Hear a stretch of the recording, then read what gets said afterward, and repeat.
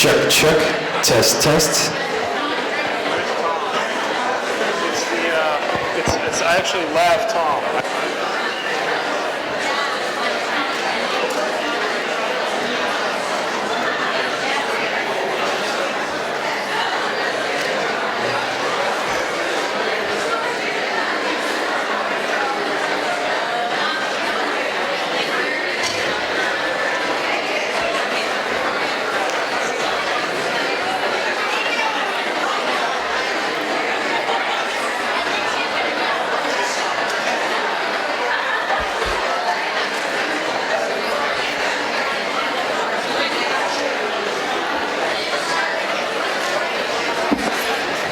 Good afternoon. Good afternoon. Thank you all for coming.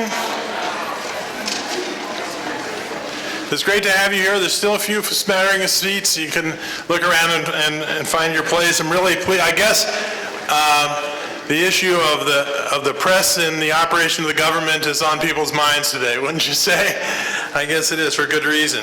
In 1995, after Ben Bradley of Watergate fame, who was the editor of the Washington Post, endowed a faculty chair of government and the press at Harvard University Shorenstein Center, founding director of that center, Marvin Kalb, wanted to recruit the most brilliant, preeminent, and renowned political scientist scholar in America for the position.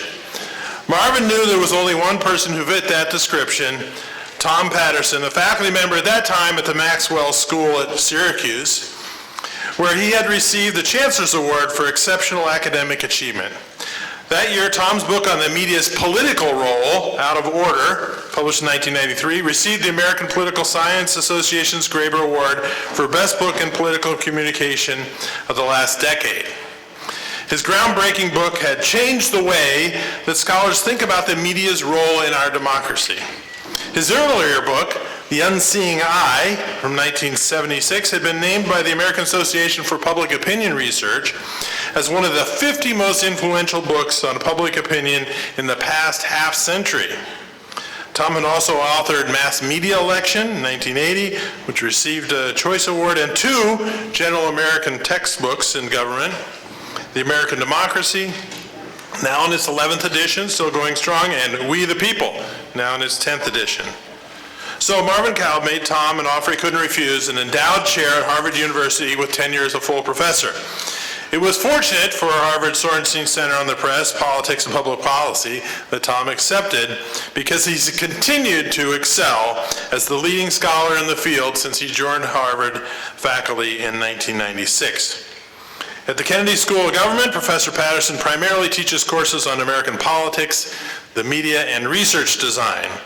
In 2013, so just this year, he received both the Kennedy School's Teacher of the Year Award and Advisor of the Year Award. Kind of unusual to get both awards in the same year. And his groundbreaking research on the media and politics has been funded by the Carnegie, Ford, Markle, Knight, Smith Richardson Pew, and National Science Foundations. Today, Professor Patterson is going to be presenting some key insights from his most recent book, Informing the News, to be published actually today, October 8th, 2013. He will be examining the declining quality of public information, the consequences for what people know or only think they know, and what can be done to fix the problem. One of Professor's previous books, The Vanishing Voter, looked at the causes and consequences of declining electoral participation. We are most honored to welcome Professor Tom Patterson as the Distinguished Donahue Scholar to the Lasell campus. I would like to, yes, thank you. But before we get started, I'd just like to thank Professor Tessa LaRue of the Donahue Institute for hosting today's event, and Professor Janice Barrett of the Communication Department for co-sponsoring our speaker. I would like to extend a very special thank you to Nancy Donahue from the class of 49, who has endowed the lecture with her generous support. Nancy, would you stand and be recognized, please? sure you noticed the confluence of the Donahue Institute, Nancy Donahue, yeah, they go together. Will everyone please welcome Professor Thomas E. Patterson, Benjamin Bradley Professor of Government and the Press at Harvard University's Kennedy School of Government as our 2013 Distinguished Donahue Scholar.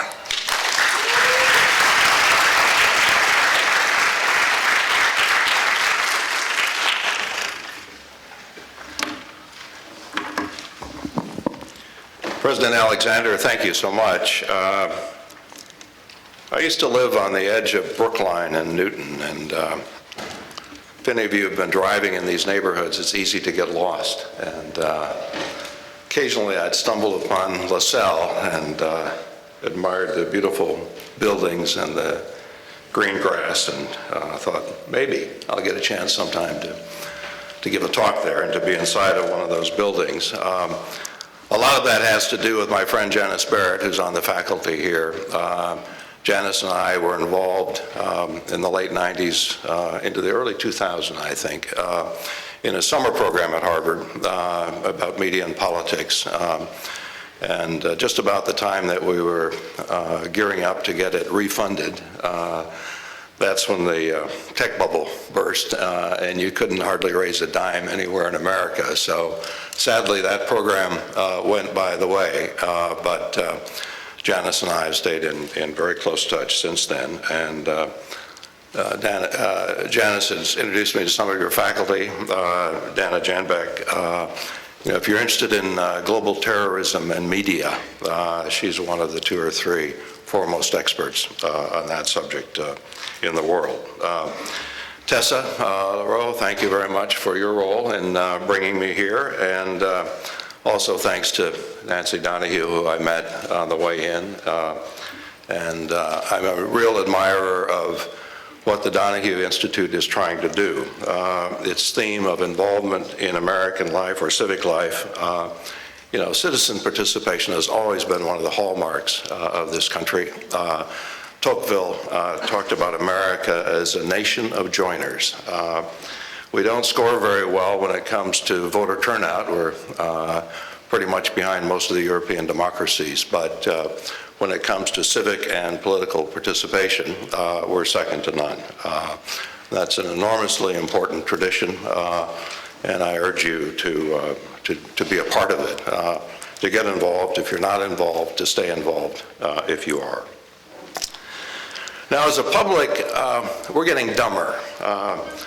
Now, you'd think that's improbable, given all of the advances in communication and education. Yet, we've seen a steady rise in the level of misinformation, and some of the examples of it are pretty appalling. In the lead up to the American invasion of Iraq, Americans were asked in polls about Iraq and its relationship to Al-Qaeda, and most Americans thought they were allies. Now, it's true that Saddam Hussein was a bad guy and Osama bin Laden was a bad guy, but actually they didn't like each other at all. They were on quite different paths in the Middle East. They were hardly allies. But if you felt that way, if you thought they were joined together in the war on terrorism against the United States, you were much more likely to support the invasion. Or consider the 2009-2010 healthcare reform debate. As it was working its way through Congress, polls showed that nearly half of Americans believed that the legislation included death panels. And these would be commissions that had the power to determine whether elderly patients nearing the end of life would be eligible for any additional health care. Not true. And it's really hard to have policy debates, policy discussions, when people are misinformed, or you can't simply even get agreement on the facts. It's hard to take it to the next level, to think about what you might do about some of the problems that we face. Let me give you a final example, climate change. Let's face it, climate change is happening. The polar ice caps are melting, snow masses on the mountains are melting, earth and water temperatures are rising, so are ocean levels, and that's happening in large part because of us. The CO2 emissions from our automobiles, our homes, our factories, getting into the atmosphere and creating a greenhouse gas effect. Yet, in a CNN poll taken only a few months ago, nearly half of Americans claimed either that climate change is not taking place, or if it is, it's due entirely to natural causes, such as sunspots or a tilting of the Earth. So what's going on here? Why are we so misinformed? Now, parts of the problem can't be fixed. They've been with us forever. All of us have a tendency to want the world to look the way we would like it to look. So let me give you an example. 2 years into the Obama presidency, the president had doubled the troop deployment in Afghanistan. In a poll that was taken near the end of that period of the escalation in Afghanistan, Americans were asked, under Obama, have troop levels increased, decreased, or stayed about the same? 55% got it right, said there'd been an increase in troop levels under Obama. 45% got it wrong. Well, who was it that was most likely to get it wrong? Well, the answer is Democrats. Compared with Republicans, Democrats were more likely to want the U.S. to get out of Afghanistan. The Afghan policy was being directed by their party's President Obama, and for some of them, they engaged in wishful thinking when asked that question. They assumed that the president was doing what they would have done if they'd had control of public policy, and that's to get the troops out. And this is a phenomena that we see again and again around public policy issues and when looking at public opinion. And as I said, this has been around forever. You could spot it in the very first public opinion polls. So it can't account for the more recent rise in the level of misinformation. For that explanation, I think we need to turn to the media and looking at our media system. Today's media system is nothing like the system that your parents had at your age several decades ago. Until the 1980s, Americans lived in what scholars call a low-choice media environment. And by what they meant by low choice is that in most towns and cities, you had a choice of one newspaper. That was all that was the only print news that was available to you on a daily basis. If you turned on the television and wanted to watch the national news, you could watch ABC, CBS, or NBC. But aside from the anchors, the faces that you were looking at and the correspondents, there wasn't a dime's worth of difference between their content. They pretty much told the same stories every day, each of them.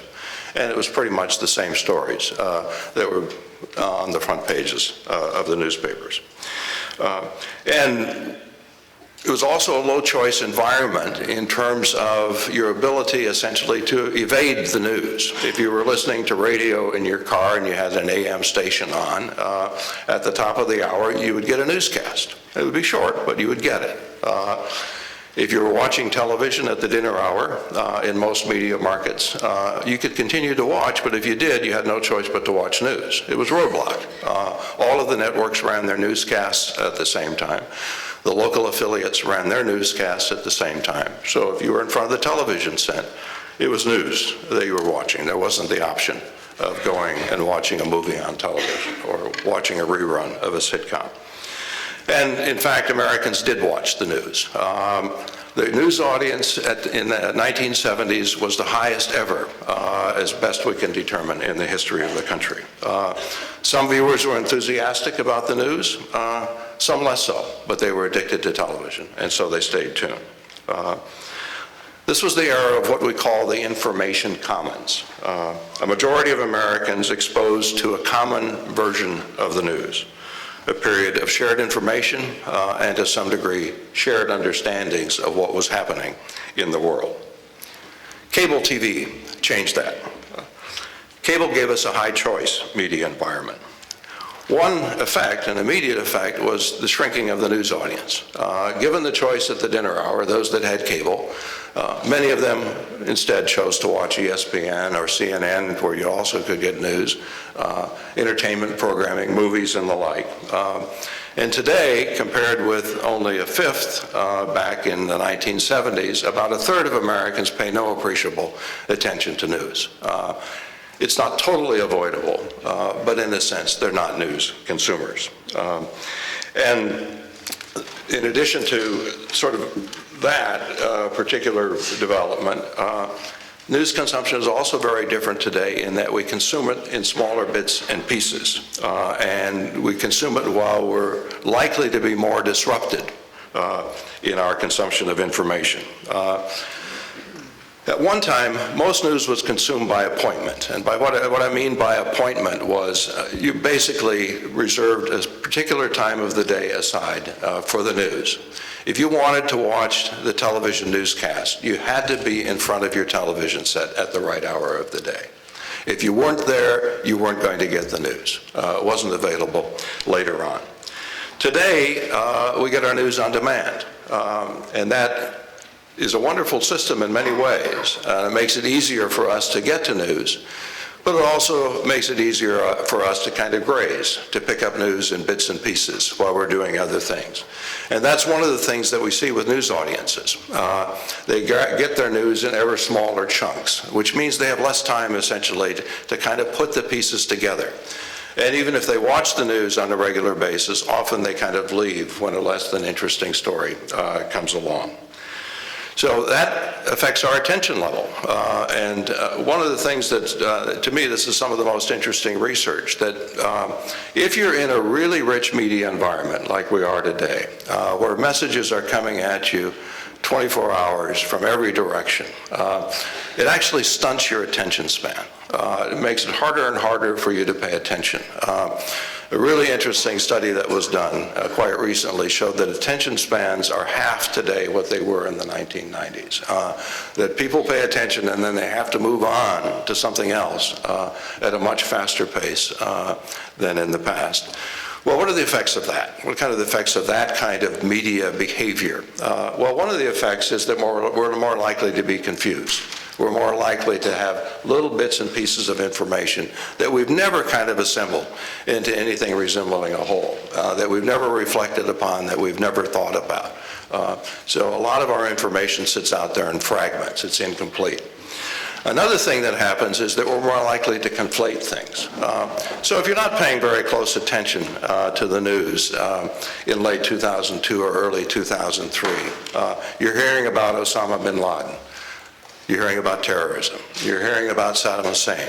You're hearing about terrorism. You're hearing about Iraq. You're hearing about terrorism. You're hearing about the possibility of an invasion of Iraq. For a lot of people, that kind of information gathering, exposed to messages in bits and pieces, they conflated the information. They put Osama bin Laden and Saddam Hussein in the same category in terms of the war on terror. Now, you ever looked at soaked lecture notes written in a felt tip pen? I'll need my glasses here for. So another feature of today's high choice media environment is that it includes some other players that weren't there in the 1970s. And I'm talking particularly about talk show hosts and bloggers. So if you think about Limbaugh, Hannity, Savage, and the rest, the partisan talk show hosts, they were almost not around in the 1980s. What happened in the 1980s is that the Fairness Doctrine was rescinded. What the Fairness Doctrine had required of broadcasters was that if they put on a liberal talk show host, let's say for 2 hours in prime time, they also had to put on a conservative talk show host in the same time periods. And for most broadcasters, that meant that they weren't going to do it at all. But we eliminated the Fairness Doctrine in 1987, and relieved of that burden, broadcasters jumped straight into the talk show business. And whereas we had less than 100 stations that carried talk shows in the 1980s, we have about 2,000 today that carry talk shows. And from an information perspective, that's pretty bad news. Whether you like Jon Stewart, Al Sharpton, Rachel Maddow on the left, Rush Limbaugh, Bill Riley, Stephen Colbert. I'm joking about Colbert on the right. This is information you ought not to trust. This is not good information. The death panels, where did that come from? Where did the death panels allegation come from? Well, it originated on right-wing talk radio. It started on Fred Thompson's show, and then quickly went to the other shows. And they ran with it for about a 6 or 8 week period, just driving that issue home. And they certainly knew within a day or two, if they didn't know from the beginning, that there was no truth to the claim. And yet they pushed it and pushed it and pushed it. My point is that talk shows don't aim to inform you. What they want to do is outrage you. They want to activate you. They want to get you interested. And if that requires stretching the truth, they'll stretch the truth. And it won't surprise you to learn that if you look at Americans and look at the tip of the iceberg, which of us are the least informed or the most misinformed, people who spend almost all of their time in talk shows are at the top of the list. And the blogosphere is pretty much in that same category. When the internet came into being, we were talking about this enormous beacon of light that would provide us information from all directions, give voice to all sorts of opinions, be this wonderful source of information. And it is. It has those characteristics. But if you look at partisan political blogs, they don't have that characteristic. Most partisan political blogs are not places to go to get the facts sorted out. They're in places to go instead to confirm your beliefs, to be told that what you already think is exactly the way you ought to be thinking about these things. Echo chambers, as Kathleen Hall Jamieson at the University of Pennsylvania calls them. Now, these developments, I think, are beyond a fix. We like news on demand. We like to be able to essentially have our cell phone and instant messaging. We're almost addicted to this new world of electronics that we can move through quickly, where we can get messages on demand. That's not going to change. It may continue to stunt our attention spans. It may mean that we will be increasingly confused about what goes with what, but that's part of our life, and we like it, and we're going to stick with it. And as for talk shows and bloggers, they've hit on a formula that works. Glenn Beck's gross income last year was $40 million. That's a lot of money. And so they have a formula that works for them. Tell the audience exactly what that audience wants to hear. And that's a permanent part, permanent fixture in our political communication system. I think if we're going to get a fix, if we're going to improve the quality of public information, we've got to look to the traditional news media.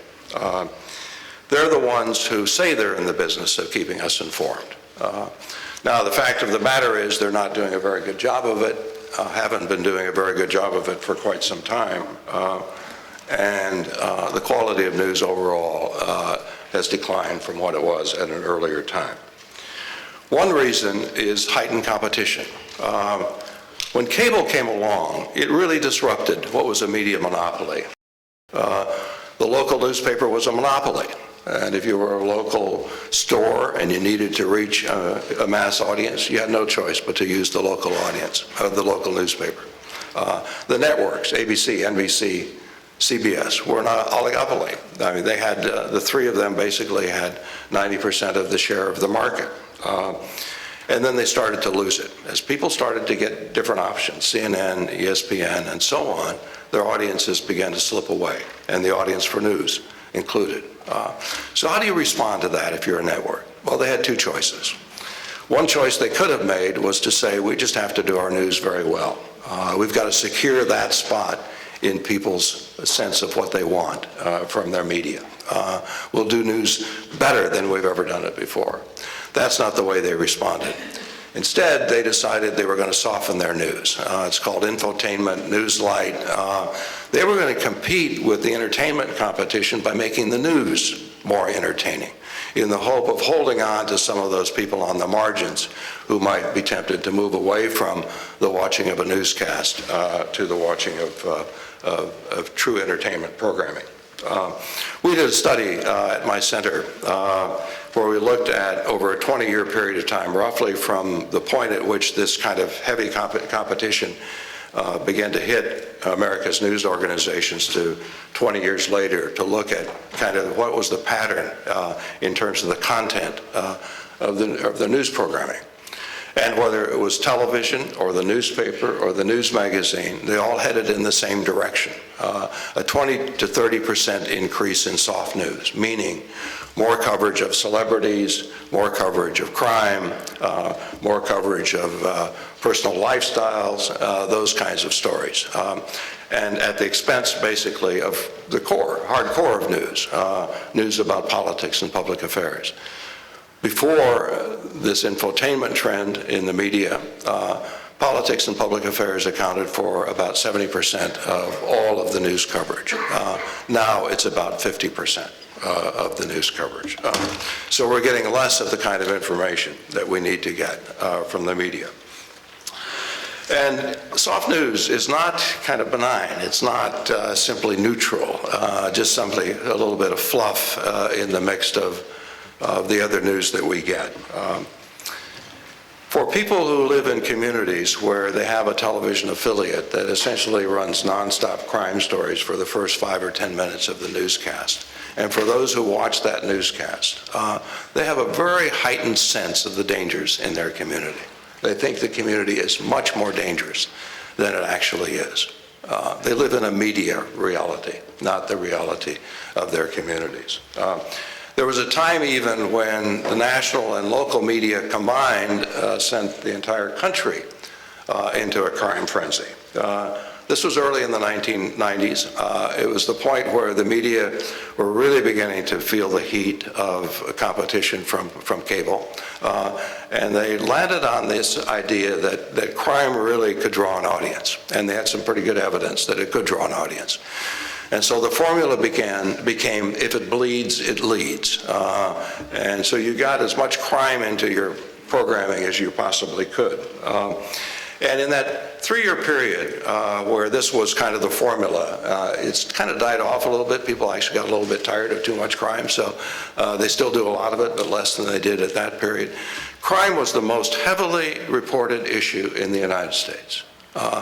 There was more coverage of crime than of all foreign affairs stories put together, and there was more coverage of crime than any single other domestic political issue, including the state of the economy, which at that point was a little bit shaky and ordinarily you would think would be the top story. And it had an effect on public opinion. In the decades preceding it, in the 2 decades preceding this kind of crime spree that the media went on, no more than 10% of Americans in any single Gallup poll said that crime was the most important issue facing the country. After that 3-year media spree in a Gallup poll, 40% of Americans said crime was the most important issue facing the country, dwarfing Americans' concerns with all other issues. And when the public gets really concerned, and 40% is a high level of concern, then the lawmakers get concerned too, the elected officials. And they responded. And this was the period in which state legislatures, Congress, mandated longer sentences for those convicted of crime. And then lawmakers went on a prison buying spree.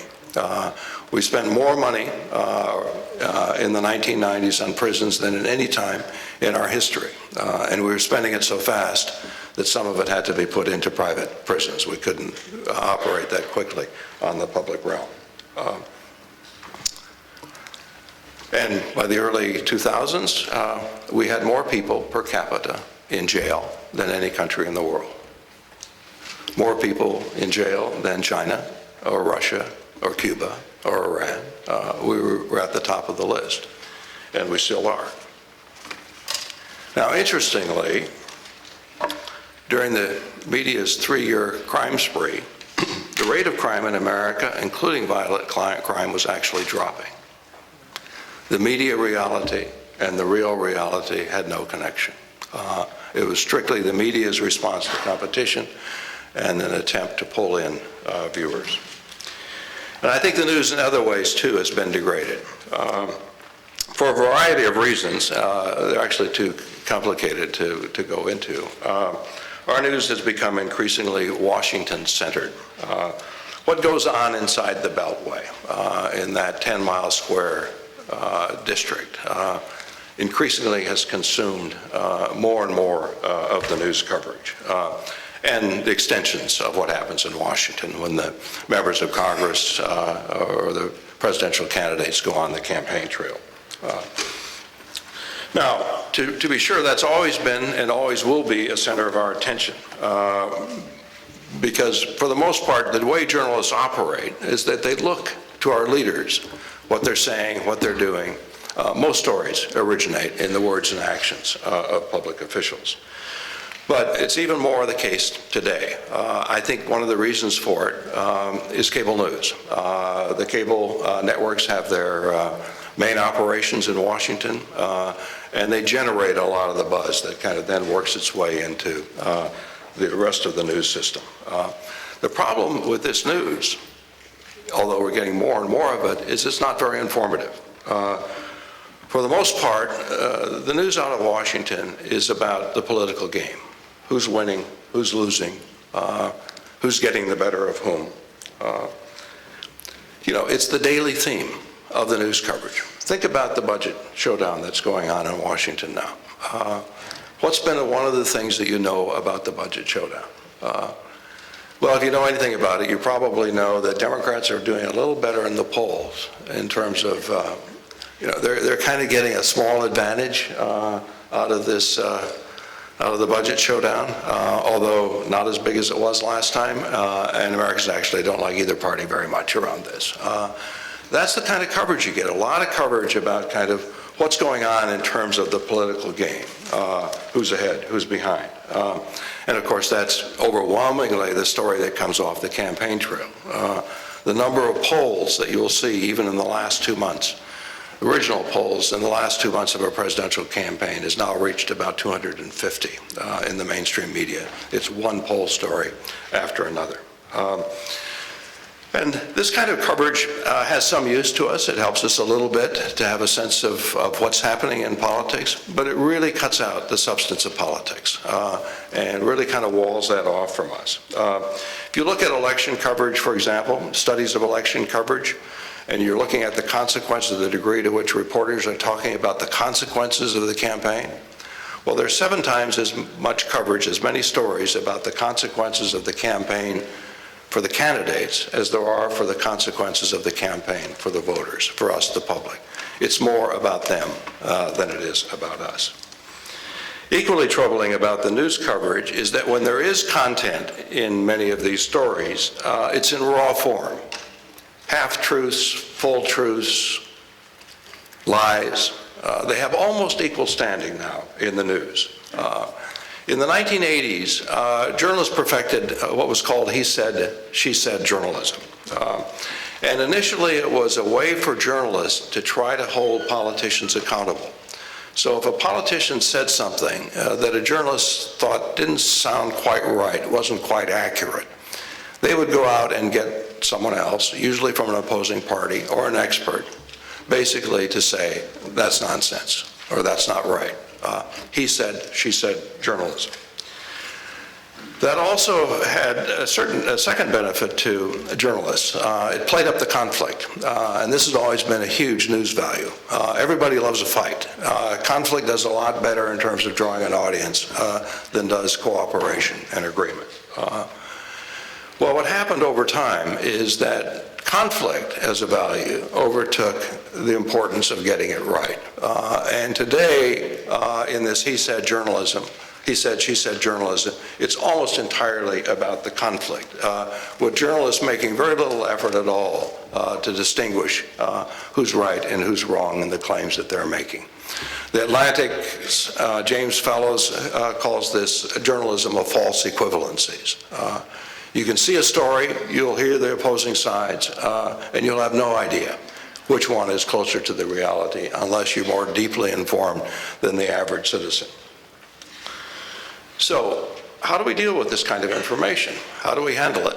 Well, we tend to gravitate toward the argument that's more congenial with our political beliefs. So if we're a Republican, we tend to believe what the Republicans are saying. If we're a Democrat, we tend to believe what the Democrats are saying. It's more about a sense of reality that depends more on where we're coming from than really what's out there in the world at any given point. Let's take climate change as an example. There's been a ton of he said, she said journalism around climate change over the years. You get Democratic leaders and MSNBC, which is the left-wing kind of cable outlet, talking about climate change as being a crisis. And then you get a lot of conservative leaders, think tanks, Fox News saying that climate change is overblown. It's not the crisis that Democrats claim it is. Well, if you look at the polls 20 years ago, Republicans and Democrats had pretty much the same opinions about climate change. If you look at the polls today, they live in different worlds when it comes to climate change. A large majority of Democrats accept the fact of climate change and think that human activity is driving. A majority of Republicans either say climate change is not happening, or if it is happening, that it's due to natural causes and not human activity. Almost all of that has been driven through our news system, talk shows and the like, the kind of information that we're getting. We need a better form of journalism in this country, and I argue in the new book that it needs to be based more firmly on knowledge. Now, you might think that journalism already is based on knowledge and information, and to a degree, you're right. It's not like they're just making these stories up when they go out and report. But think about journalism. Journalism is a very unique profession. It's very different from nearly every other profession. Professions typically, traditionally, are based on a body of knowledge. So if you're a physician, you're schooled in medical science. If you're a lawyer, you've been schooled on a body of law. If you're an economist, you've been schooled on economic theories. What's the body of knowledge for the journalist? There isn't one. For the most part, the tradition in American journalism is that you learn how to craft stories, to tell them in interesting ways, to gather them, produce them, disseminate them. It's much more kind of about the craft than it is about anything else. Subject matter expertise has never been a requirement for journalists in the United States. And this knowledge deficit, I think, is critical and explains a lot of what's happening and what's not happening with our press. And let me just cite a few of the examples of why this knowledge deficit matters. One, it makes journalists vulnerable to their sources. They depend heavily on their sources for their news, but too often the source knows more than the journalist does. I mean, it would be like you're walking into a doctor's office and you know more about medicine than the person you're going to see. But journalists do that routinely. When they talk to someone in the State Department or someone in the White House about some current issue, invariably the person they're talking to knows more about it than they do. There was a sign in the Pentagon press office during the Persian Gulf War that greeted the journalists who were coming there for information. And the sign read, "Welcome temporary war experts." The real experts were the people in the Pentagon. The journalists were there. And that really makes them vulnerable to their sources. When they're being spun, they don't always know they're being spun. And increasingly, PR agencies are part of the spin that's entering the news. And they're very clever. Now, this is not unclever spin on either part, either on the part of the political class or the PR agencies. This is very clever stuff, very well disguised, looks quite real, looks genuine. And unless the reporter can dig into the subject matter and knows the subject matter to test basically the reliability and the validity of that information, it's likely to work its way into the news unfiltered. It also makes journalists kind of hard, it makes it hard for journalists to sort out some of these controversies that they have. He said, she said journalism protects journalists, right? If you allow both sides to say whatever they're going to say, they're not going to criticize you. It's good protection. But it's also lazy journalism, because you don't actually have to try to dig in, sort things out, and tell your readers or your viewers the truth of the matter. And sometimes, in fact, journalists, even though they sense something is wrong in he said, she said journalism, really don't know enough about the subject to be able to sort it out. Journalist knowledge deficiency also walls them off from stories they ought to be telling us. Recently, the Washington Post's Walter Pincus said education is very important in America, one of the most important issues of America, but he was hard-pressed to think of a reporter who really knew education well. And then he said, you know, the same thing is true of food. The food supply is very important to our well-being. He said, about the only time I ever even see a news story on food is when there's an outbreak of food poisoning. If you don't have information about these particular issues, it's very difficult to cover them and to cover them well. And it's a reason why journalists tend to resort to the political game, why they talk about who's up, who's down. This is about the easiest form of journalism that you can imagine. It's not hard. You could do it. You could watch, I think, go to Washington today, hang around for a few days, and probably deliver a story about what's happening in Congress in the he said, she said mode. What you couldn't do is go and talk in meaningful terms about the budget deficit and the meaning of that, both in the history of Congress, for the legislative process, the policy consequences, and the like. That requires a much different level of knowledge. And this kind of he said, she said, and this game-centered kind of coverage that dominates, it filters out and goes beyond even what's covered in Washington. Think about the Euro crisis. If I ask you just what's going on with the Euro crisis? Well, if you've been following the news coverage, you might think this is all about the frugal Germans and the spendthrift Greeks. That's what the Euro crisis is about. It's not, I hate to tell you. It's a structural problem. There are some structural problems in the Eurozone, around the banking system. That's a very hard story to tell. And that's a story that most journalists are not equipped to tell. But it's easy to tell the story of Germany versus Greece. And so that's the story that we get. Journalist knowledge deficiency also affects the context in which news events are cast. There was a commission, the 1947 Hutchins Commission on Freedom of the Press, that said one of the major failings of the American press is that it fails to put events into a context that's meaningful for the audience. That's still a problem. We had Matt Storin, who was the editor of the Boston Globe after he was editor, come to our center as a fellow. And Matt, this was right after 9/11, and what Matt wanted to do was to look back at the coverage of the terrorist acts that had preceded 9/11 to see how well the media had done in covering those events. So he looked at the first World Trade Center bombing, which was 1993. He looked at the bombings of the U.S. embassies in Kenya and Tanzania in 1998. He looked at the bombing of the USS Cole in Yemen Harbor in 2000.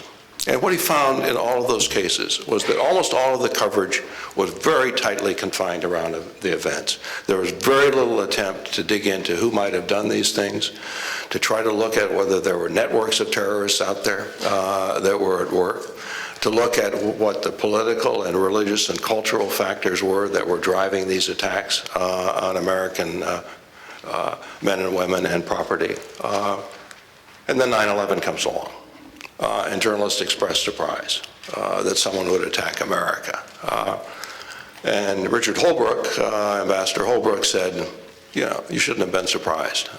All the signs were out there. You should have been covering it. And because you didn't cover it, That was a real disservice to the United States. It meant that we were not prepared for what was going to happen thereafter. And then let me give you a final example of what the knowledge deficiency results in. It limits journalists' vision. You know, one of the things that you're here at Lasell for is so that when you leave after 4 years, the world looks bigger, richer, deeper. You see more than you would see if you hadn't come here.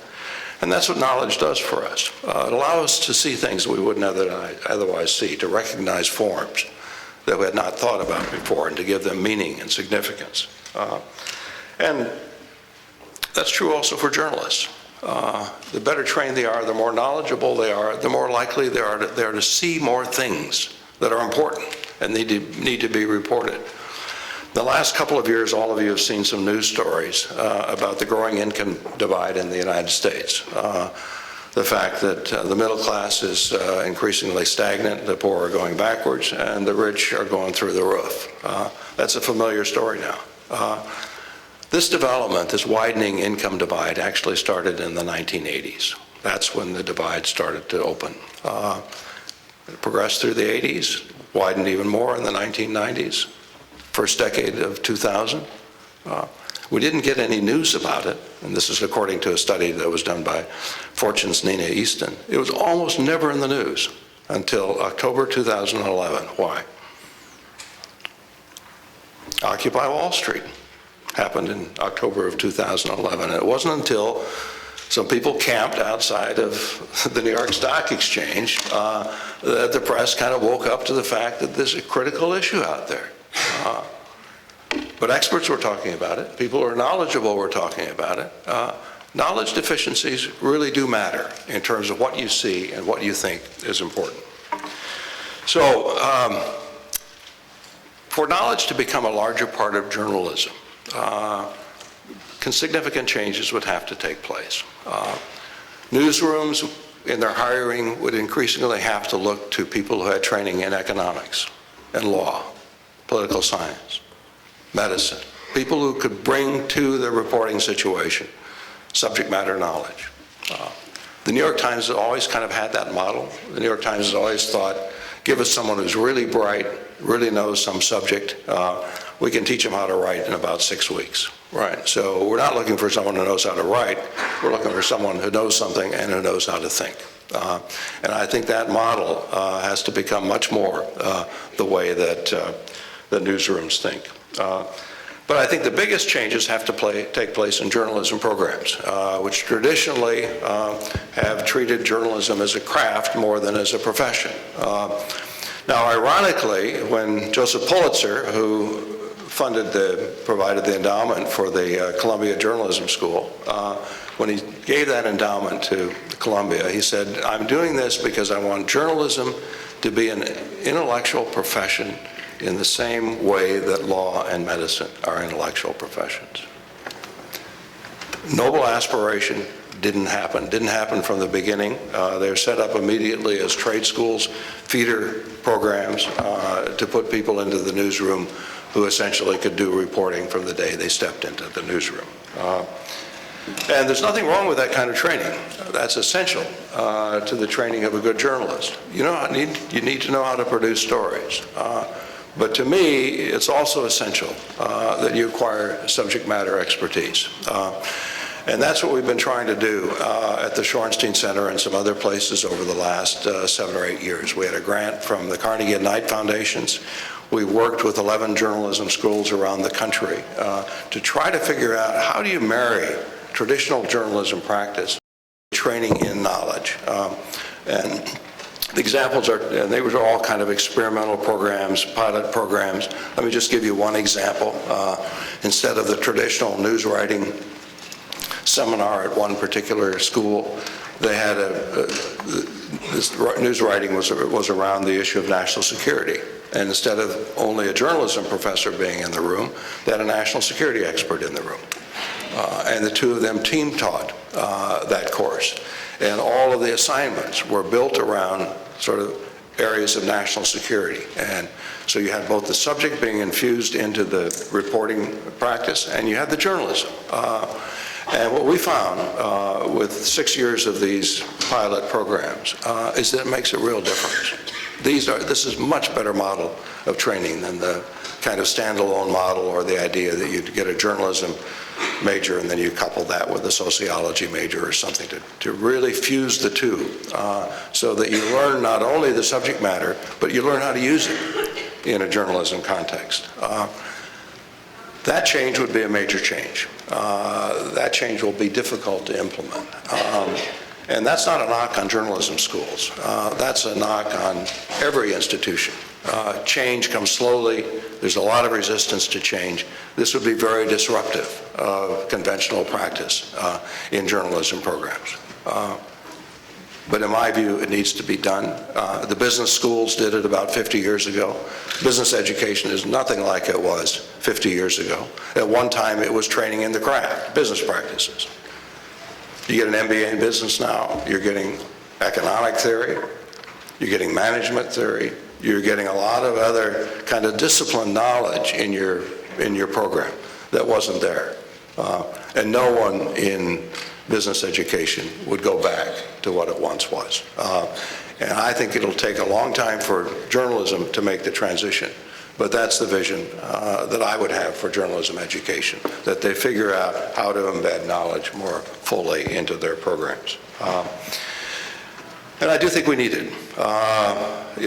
This media system that we have, again, it's a wonderful system. Rich, all sorts of choices, almost too many choices. But you need some stability in it. You need some anchor in it. And about the only place you're going to get that anchor is from journalism. They're the only ones in some ways that are commissioned in their own minds about keeping us informed. They're in many ways the only ones that are designed to deliver a product on a daily basis to a ready audience.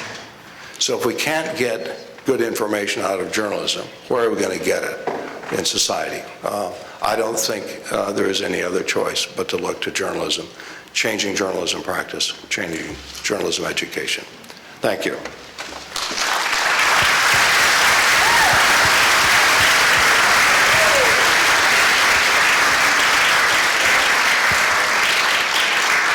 So can I ring out my notes? I spilled my water on the notes, so I was kind of winging the last 2/3 of that. So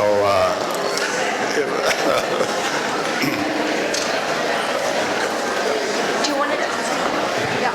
So we have about 10 minutes for questions. So I have a microphone. You don't have to be confined to what I've been talking about. You want to take this anywhere, politics, whatever, I'd be glad to take those questions too.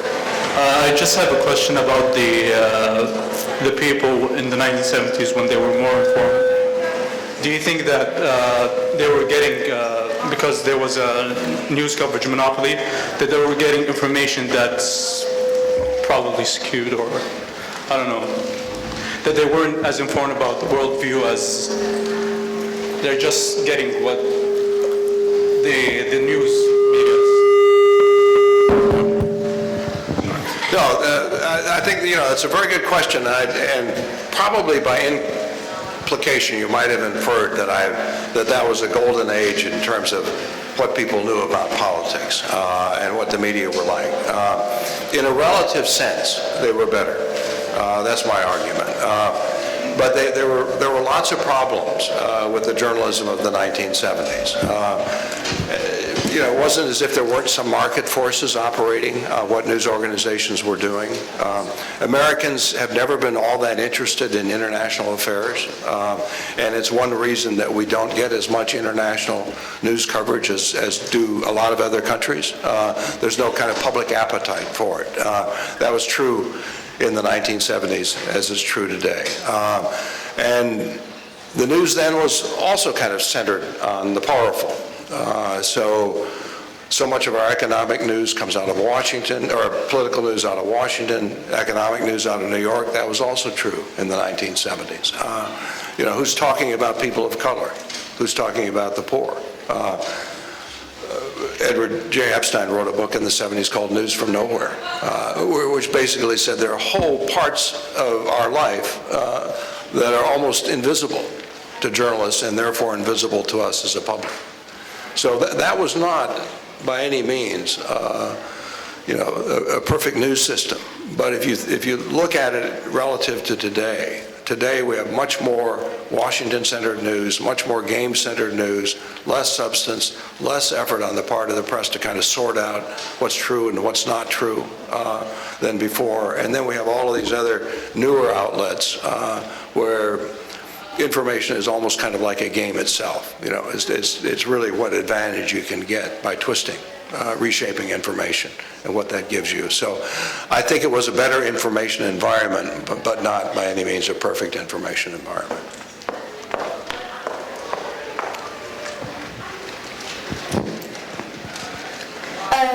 I had two questions really, but the polls that we get from stations like CNN, can we truly believe their validity? Like, the people I know who watch CNN are diehard Republicans, so wouldn't it mean that the only people they poll are Republicans? So, the polling industry has its problems, and I'm actually a critic of polls because you don't get a very large sense of what the public is thinking. You get a pretty narrow sense, and sometimes it's this choice or that choice, take your pick, basically, is what a poll is all about. But the polling industry is actually pretty refined in terms of being able to get something close to a representative sample so that they can generalize to the larger population, at least within the limits of the polling methods themselves. So when CNN polls, it doesn't just poll its listeners and viewers. What CNN polls is a cross-section of Americans, and those are the polls that get reported. If you look at elections, which, most of the time one of the things about polls, you can almost do these things with impunity if you're a pollster, because there's no way to check, right? The one time that pollsters get checked is come election day, and whether their pre-election polls match up with what actually happens on election day. And if you look at that over a 40-year period of time, with some exceptions, they've got a darn good track record. So I think you can kind of trust the numbers on polls, but you have to look at what went into the making of the numbers, what was the nature of the questions, what were the alternatives available to the respondents and the like. Hi, yes, so I like your proposal about how we make sort of our journalists better and news better, but then how do we make it happen that people pay attention to that, go back to listening to traditional stories, news outlets, etc.? Well, I was talking to Janice right before this, and she talked to me about the large growth in the communications program, in recent years. And you put a good program in place, people come, and I think that's true here with the communication program. You put good news in place, I think people do come. If you look at the broadcast outlets from the 1980s to 2010, for instance, what you see in all of the broadcast outlets, save one, you see enormous attrition in their audience, loss of audience. True of local television, it's true of network broadcast television. What's the exception? And the exception had a 700% increase in its audience, National Public Radio. So I think there is an appetite for quality news. It's not unlimited, though, we do know that. So there are good news outlets out there. There are some outlets, I think, that actually do a pretty good job of covering politics and public affairs. But they don't attract everybody. And I think we probably have settled into what probably would be kind of the natural state of affairs, maybe a third to two-fifths of the public not caring all that much about politics, so they kind of dive in when something happens. You get a 9/11, they'll rush to their television sets to see what's going on. But the idea that they're going to pay attention, close attention on a daily basis, they're not. Then you get kind of another third of the public that kind of, they're interested, but they're not deeply interested. And then you get that, last fourth or fifth, whatever it is. But I don't think that journalism can define itself as much as it has by its audience. There's been too much defining what good journalism is or what journalism will be by audience demand. That gave us infotainment, soft news, and the like. I think journalism needs to define itself by the quality of its journalism, its news reporting. And what's happening in the way the media system is sorting itself out, I think they're going to need to do that even for economic reasons. Because as we've had this proliferation of outlets, more choices, people increasingly look for niche information, right? Places where they can go that really give them what they want. And I'll give you an example of that from local television. And this was a study that was done by the Pew Research Center. They looked at 3 types of local television stations. One, those that do almost entirely infotainment, soft news. Lots of crime, lots of accidents, lots of fires. Then they looked at those that kind of try to do both. They give you kind of the coverage of the local community plus the crime and the fires and the accidents and so on. And then they give, the third type are the ones that give you mostly news about the local community, and of course once in a while a crime or a fire will make it into the coverage. And then they studied the ratings of these different types of stations over a 5-year period, and they analyzed their programming very carefully. Which was the least successful of those 3 types, do you think? It was the one in the middle, the one that tried to have a foot in both places, right? So there was a really hardcore audience for infotainment, and there was a good, solid, stable audience for real news.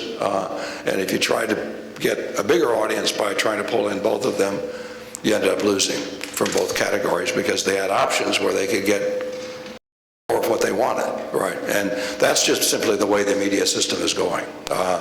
And that's going to mean that news organizations are going to have to decide for themselves, okay, where am I going to be in this spectrum of outlets and alternatives? What's my target audience? Exactly what are they looking for in news? And I've got to build my newsroom around that particular demand. Where do you think oh, sorry, I have the mic. No. Where do you think the most reliable place to get your news is? The most reliable? Like television station or website? Oh, you know, I think it's hard. It's really hard to think of a television station.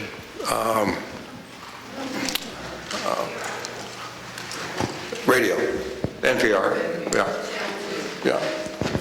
Yeah, the problem with PBS in this country is that it has such a small budget that it can't actually do news very well. They do well with the budgets they have, but there's a reason why PBS has about 1% of the news audience, and it's because they have no news staff. So they can do 2 or 3 stories. They can seat some people at a desk and have a conversation, but they don't have the resources to give you news in depth, right? They're just big holes. Radio's a lot cheaper. Radio's much cheaper to produce. That's a huge advantage for NPR, right? You can do probably 15 stories on radio for what it costs you to do 1 story on television. I don't know the actual number, I'm just guessing. But that means that, with the same budget, you can stretch it a lot further. And, NPR now has correspondents around the world, and they do a pretty good job. So the broadcast outlets, I think it's NPR hands down. The traditional print outlets, whatever you think of their politics, New York Times has no peer. It's the best newspaper in the country, probably the best newspaper in the world. Online, it gets a little tricky. I look at, I use quite a variety. I actually don't watch, I don't read the New York Times is my second choice. I read the Boston Globe because I'm really interested in local stuff, what's happening in my community. So my first stop in the morning is to go to the step and pick up the Boston Globe, and my wife takes the New York Times, and we're both happy, right? We both have a cup of coffee, and we have different preferences. But when I go online, I sample. I think The Guardian is very good. I think Washington Post, if you want Washington coverage, is terrific. I'm very disappointed in the Huffington Post. I thought it might become a really good news outlet, and it's succumbed to ambition. They're just chasing audience now, and there's so much fluff on that. They're making a lot of money. in relative terms compared to most internet outlets, but I think they've lost their soul. In terms of magazines, I think The Economist, hands down. I mean, they're good sources out there. I'm right here. Yeah. As our generation, the millennials, get most of their news from Twitter and Facebook, how do you suggest, since we are a nation of small bits of consuming news, how do you suggest journalists better reach out to millennials so they do get accurate news? Because I know a lot of my peers don't really know what's going on because they do get their news from Twitter and Facebook. Well, the problem with Twitter is there's not much news to be had. The study of Twitter messages, just messages, only about 1% of them have anything to do with current affairs. So if you're relying on your Twitter feed and you're an average person, you got to sort through 99 others before you get one that even kind of speaks to that particular side of our lives. Then much less if there's a link in there, whether you're going to go chase it down, right? So, I think these, and the study of Facebook isn't much better. I think the Facebook traffic, I think the figure there is 2%, not 1%, so marginally better. Unless you can kind of deliver some content, right, it's really hard to inform a public or to inform yourself. You've got to dig into these stories, right? And Twitter isn't even the first paragraph, right? And one of the knocks always on television news, is that that television news is the equivalent of the front page of a newspaper. That's about all the content you can slip into 30 minutes of television, and it's about and a television story is about the first 3 paragraphs of a newspaper story. I mean, it's just a limit of the medium, and it strikes me that Twitter is not a bad way to find out that there's a news story brewing, but if you don't get your head out of the tweets, right, there's no there. There's nothing to learn. Okay, we have one final question. Now, Mr. Patterson, thank you for a wonderful discussion. And it's reminding me of a conversation we had with Bill Riley at BU a few years ago. Someone said, how can you say that what you produce is news? And he didn't try to apologize. He said, by the time people come to watch Fox at night, they want entertainment. Because of the internet, they already have their news. Yeah.